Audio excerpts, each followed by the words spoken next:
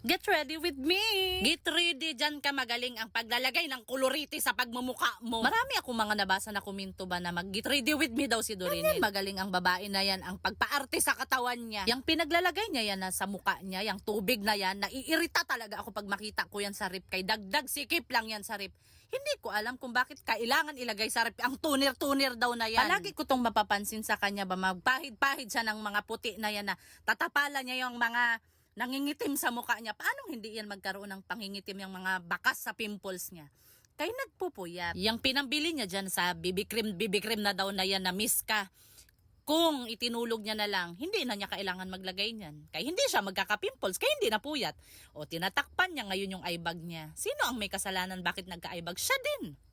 Kaya hindi natutulog sa tamang oras. Sus, Dorinel, kahit ilang beses mo patakpan yung mga eyebag mo na yan, lalabas pa rin yan. Kaya buburahin din naman ang makeup. Tignan mo ang babae. O, napakaraming itatapal sa pagmumuka niya. Siya rin